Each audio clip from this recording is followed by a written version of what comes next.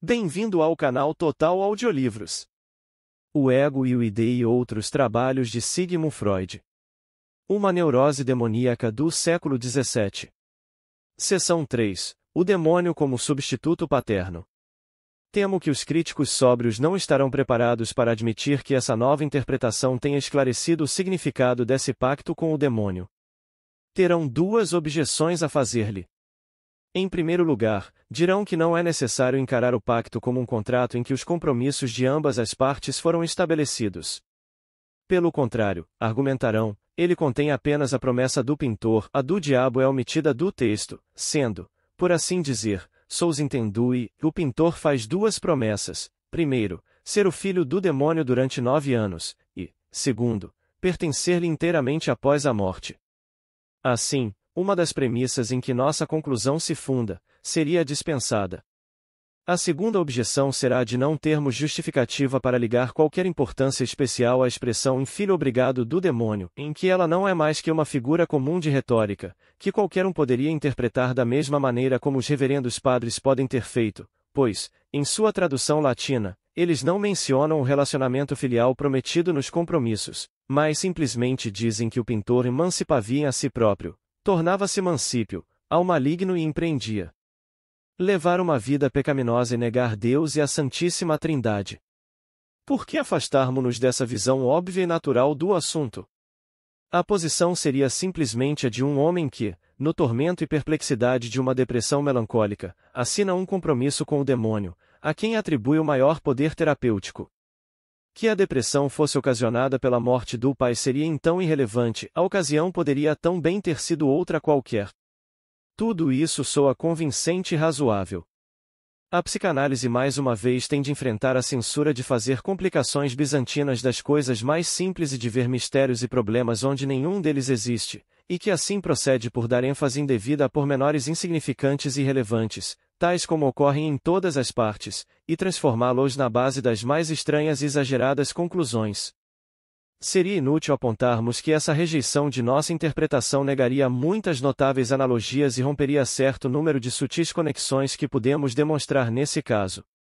Nossos opositores dirão que essas analogias e conexões não existem de fato, mas que as trouxemos para o caso com engenhosidade totalmente dispensável. Não prefaciarei minha resposta com as palavras em para ser honesto ou em para ser sincero, porque ser um ou outro é sempre uma necessidade que dispensa quaisquer preliminares especiais.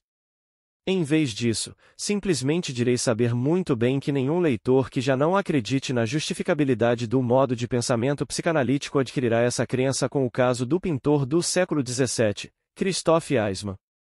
Tampouco é minha intenção usar esse caso como prova da validade da psicanálise.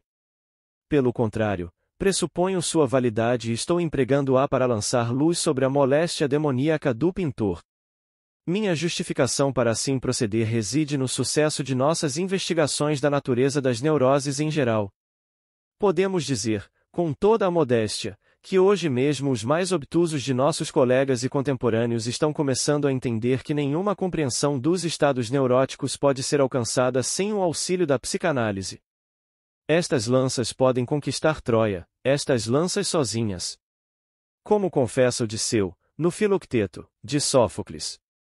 Se estamos com a razão em considerar o compromisso de nosso pintor com o demônio como uma fantasia neurótica, não há necessidade de novas escusas para considerá-la psicanaliticamente.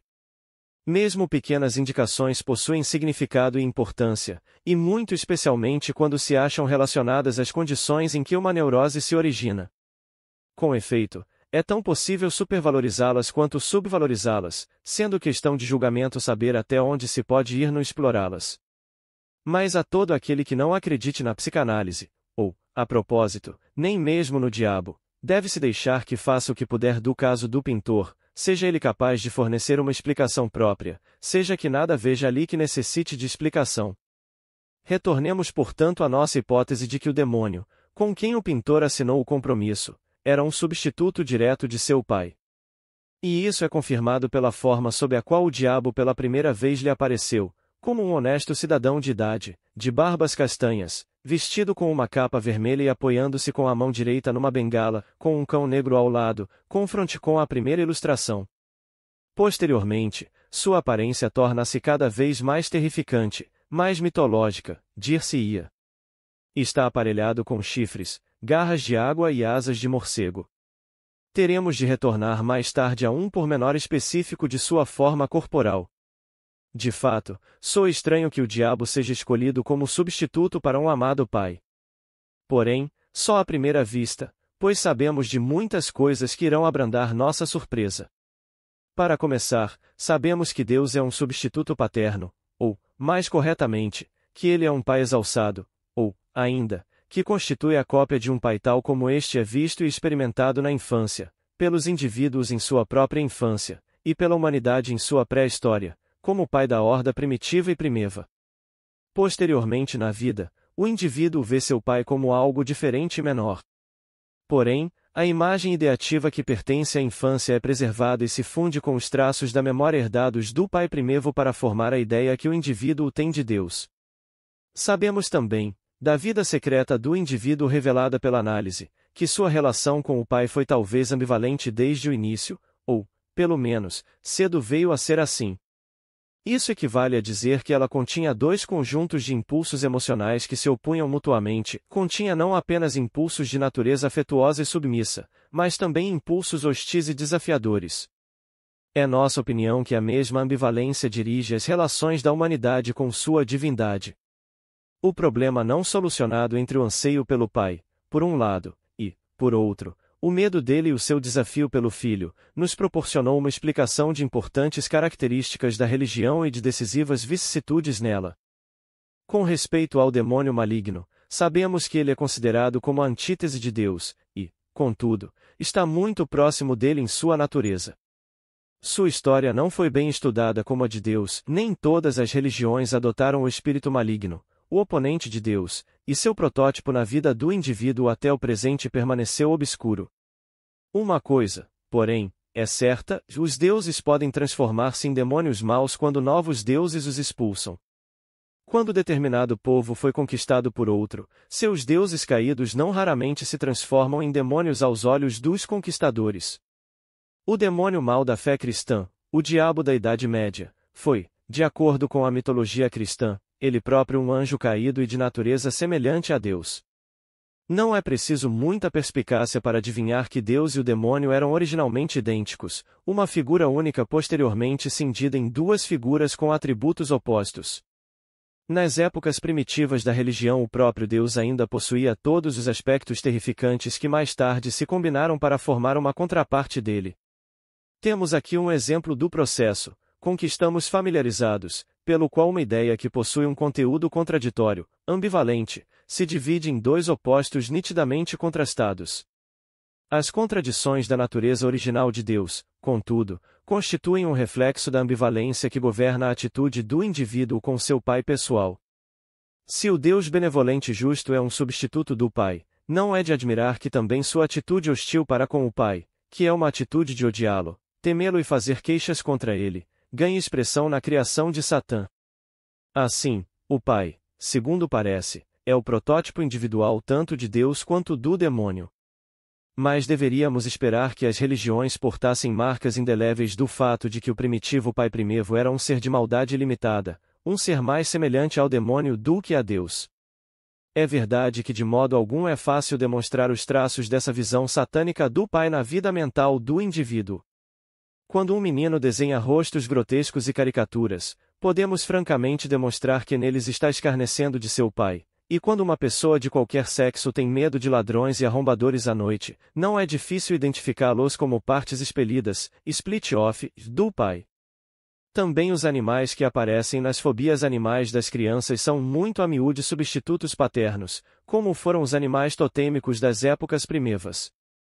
Que o demônio, porém, seja uma duplicata do pai e possa agir como substituto dele, não fora demonstrado tão claramente noutra parte como na neurose demoníaca desse pintor do século XVII. Foi por isso que, no início deste artigo, predisse que um caso clínico de demonologia desse tipo produziria, sob a forma de metal puro, um material que nas neuroses de uma época posterior, não mais supersticiosas, mas antes hipocondríacas, tem de ser laboriosamente extraído, pelo trabalho analítico, do minério das associações livres e dos sintomas. Uma penetração mais profunda na análise da moléstia de nosso pintor provavelmente trará uma convicção mais forte. Não é algo fora do comum para um homem adquirir uma depressão melancólica e uma inibição em seu trabalho, em resultado da morte do seu pai. Quando isto acontece, concluímos que o homem fora ligado ao pai por um amor especialmente intenso e recordamos com quanta frequência uma melancolia grave surge como forma neurótica de luto. Nesse ponto, estamos indubitavelmente certos. Mas não se concluirmos, ademais, que essa relação foi simplesmente de amor. Ao contrário, seu luto pela perda do pai tem mais probabilidade de se transformar em melancolia, quanto mais sua atitude para com ele portar a marca da ambivalência.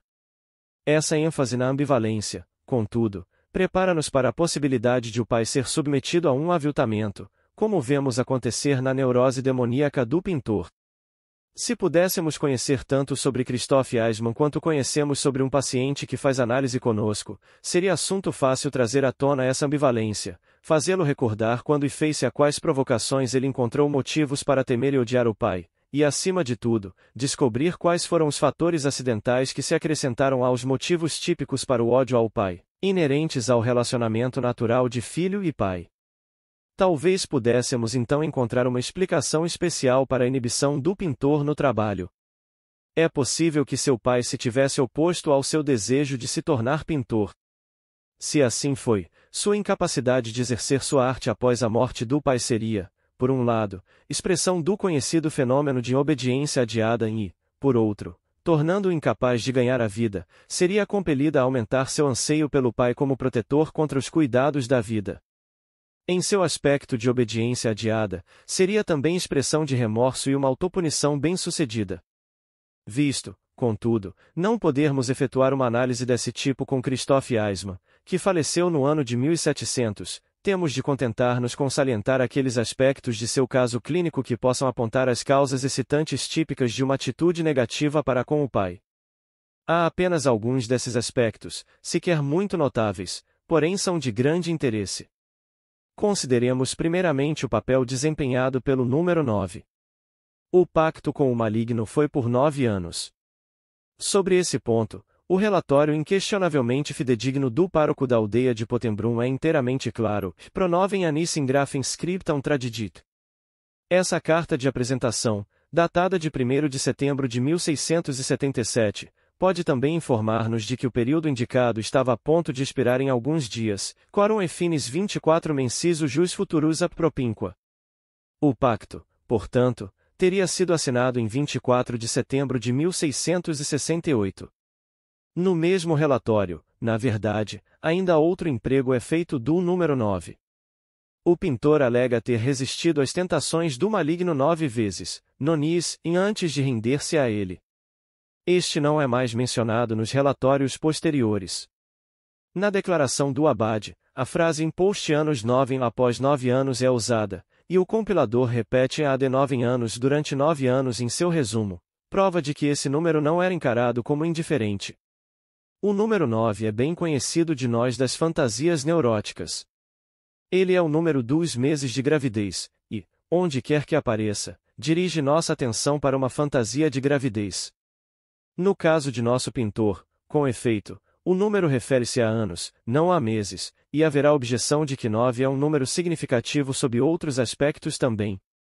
Mas quem sabe se porventura ele não deve, em geral, boa parte de sua santidade ao papel que desempenha na gravidez.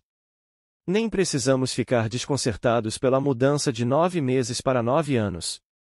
Sabemos pelos sonhos quais as liberdades que a atividade mental inconsciente toma com os números. Se, por exemplo, em um sonho ocorre o número 5, isso pode ser invariavelmente remontado a um 5 que é importante na vida desperta, porém, enquanto na vida desperta o 5 era uma diferença de 5 anos de idade ou um grupo de 5 pessoas, no sonho ele apareceu como 5 notas de dinheiro ou 5 frutas. Isso equivale a dizer que o número é mantido, mas seu denominador é modificado de acordo com as exigências da condensação e do deslocamento. 9 anos, em um sonho, poderiam assim facilmente corresponder a 9 meses na vida real. A elaboração onírica brinca com os números da vida desperta de outra maneira também, pois demonstra um desprezo soberano pelos zeros e não os trata como números de modo algum. US$ 5 em um sonho podem representar 50, 500 ou US$ 5.000 na realidade. Outro pormenor nas relações do pintor com o demônio possui, mais uma vez, uma referência sexual.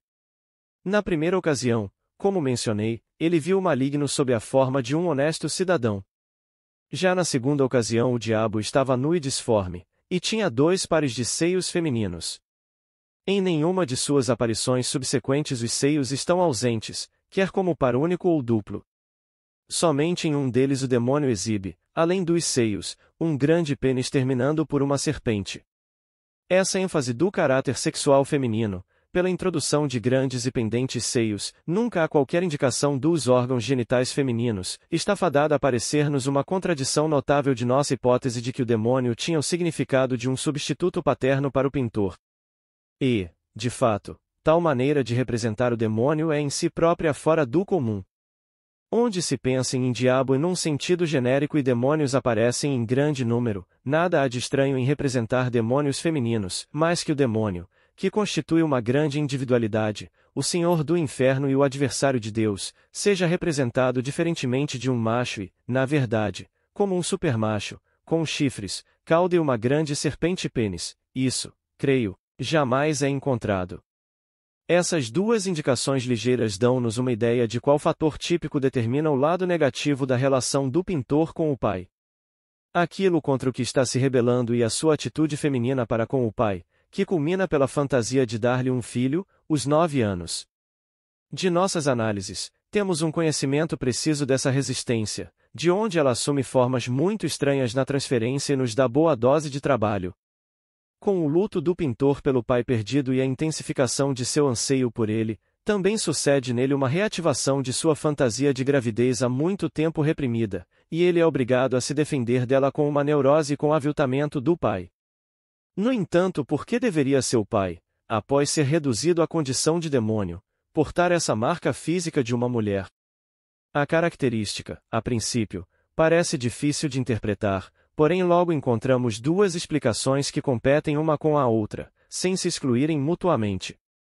A atitude feminina de um menino com o pai sofre repressão tão logo ele compreende que sua rivalidade com uma mulher pelo amor do pai tem, como precondição, a perda de seus próprios órgãos genitais masculinos, em outras palavras, a castração. O repúdio da atitude feminina é, assim, o resultado de uma revolta contra a castração. Ela normalmente encontra sua expressão mais forte na fantasia inversa de castrar o pai, de transformá-lo em mulher. Desse modo, os seios do demônio corresponderiam a uma projeção da própria feminilidade do indivíduo sobre o substituto paterno. A segunda explicação desses acréscimos femininos ao corpo do diabo não tem mais um sentido hostil, mas afetuoso.